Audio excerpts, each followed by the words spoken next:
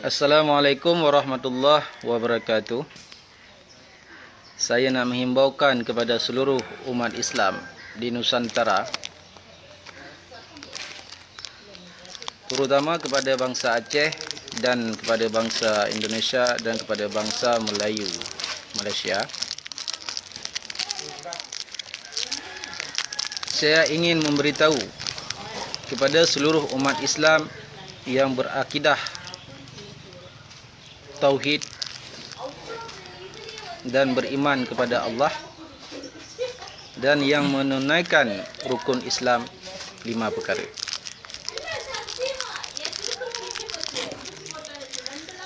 Kenapa kita selaku umat Islam yang mengucap 2 kalimah syahadat, asyhadu an la ilaha illallah wa asyhadu anna Muhammadur Rasulullah, dan kehidupan kita di dalam dunia ini ada 2 himpunan. Himpunan pertama, la khaula wala quwata illa billahil aliyil azim. Tidak ada daya dan upaya melainkan dengan pertolongan Allah. Jadi bila saya tengok sekarang umat Islam sudah ramai yang takut dengan penyakit virus corona. Atas sebab alasan apa umat Islam takut kepada penyakit virus corona? Dikarenakan kebanyakan umat Islam sudah kena penyakit alwahan, penyakit cinta dunia, takut dengan mati. Ya. Bila umat Islam sudah takut dengan virus corona, bermakna umat Islam kebanyakan tidak lagi mempertauhidkan Allah dan Rasul, dan tidak pula mereka beriman kepada para malaikat, kepada untung baik dan untung jahat, dan kepada hari kemudian. Sekarang kita tengok berapa bodohnya kebanyakan orang Islam sampai kota Mekah, pusat kota Ahlussunnah wal Jamaah, tempat perhimpunan umat untuk menunaikan rukun haji. Raja Arab Saudi keturunan Yahudi. Raja Salman ni adalah keturunan Yahudi yang merampas Kaabah daripada tangan keturunan Rasulullah. Dan kota Mekah pun ditutup. Disebabkan apa ditutup kota Mekah? Apabila kota Mekah ditutup, tidak boleh orang Islam menunaikan rukun haji yang kelima, bermakna barang siapa yang berkiblat ke kota Mekah, yang mengikuti Raja-Raja Salman yang berketurunan Yahudi, Dajjal, Freemason, bermakna mereka menolak rukun Islam yang kelima. Kalau mereka tidak boleh lagi menunaikan rukun haji yang kelima, bagus kalian tak payah solat lagi lah kalau macam tu. Karena itu salah satu rukun Islam yang wajib kalian tunaikan. Disebab virus corona, umat Islam tak boleh menunaikan haji. Ada pula sebahagian orang Islam dikeluarkan fatwa tak boleh lagi solat Jumaat berjamaah. Di mana dia orang belajar ini? Karena apa mereka ketakutan? Karena mereka ni sudah kena penyakit alwahan, penyakit cinta dunia, takut dengan mati.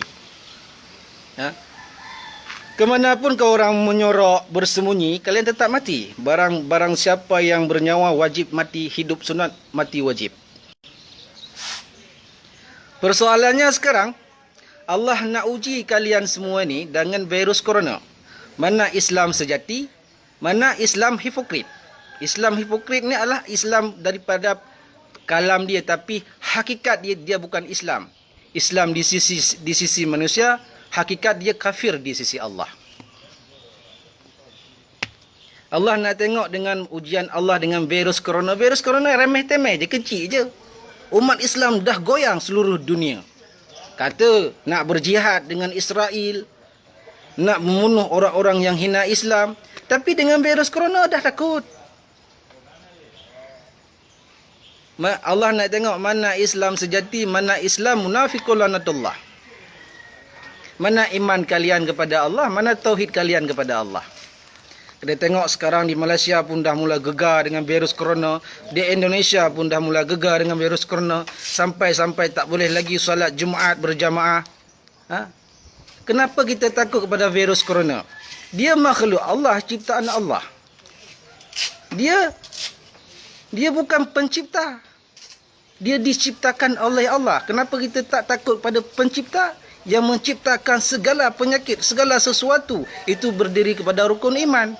Berimanlah engkau kepada untung baik dan untung jahat.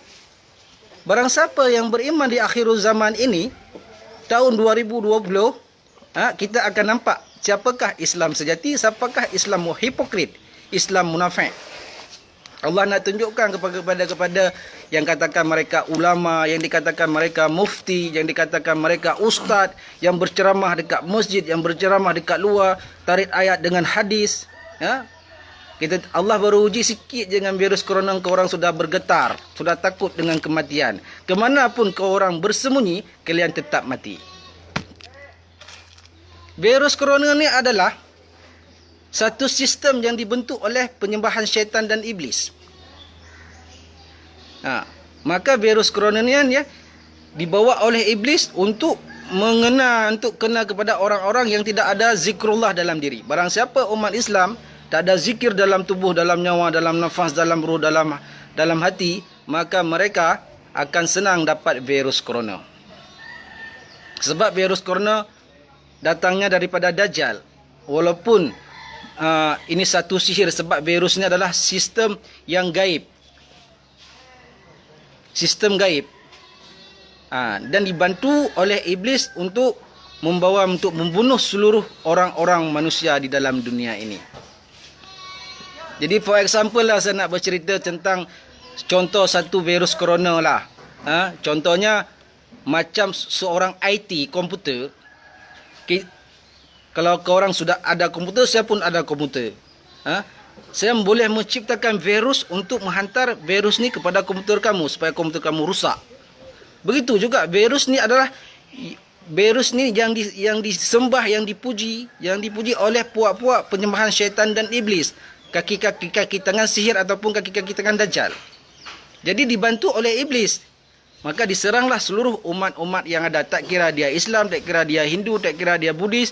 Barang siapa yang tidak ada, yang tidak beriman di akhir zaman ini, mereka akan terkena dengan virus corona. Sebab antivirus corona adalah pada diri kita zikrullah. Salat berjamaah kena wajib. Zikir kena buat. Untuk antivasi virus corona supaya kita tidak terkena. Kenapa kita tidak yakin kepada Allah? Kenapa orang harus takut dengan sedikit virus corona?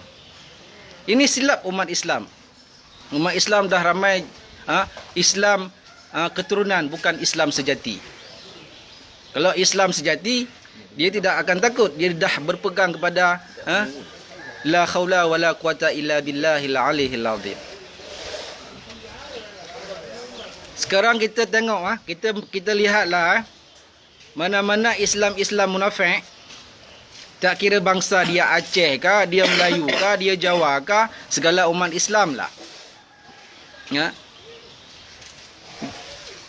Dia akan terkena virus corona sebab dia takut dengan virus corona. Apalagi sekarang dilarang solat Jumaat, dilarang berjamaah, makin merajalela kerana virus corona ini datang daripada Dajjal. Walaupun hakikatnya segala sesuatu itu daripada Allah. Allah tidak pernah menzalimkan umat dia. Allah sangat baik kepada umat dia. Allah sangat cinta kepada umat dia. Tapi yang menzalimi diri sendiri adalah umat sendiri. Diri mereka sendiri yang menzalimi, yang merusakkan langit dan yang merusakkan bumi pun manusia yang hipokrit, manusia yang tamak, yang angkuh, yang sombong. Mereka memang akan terkena dengan virus corona.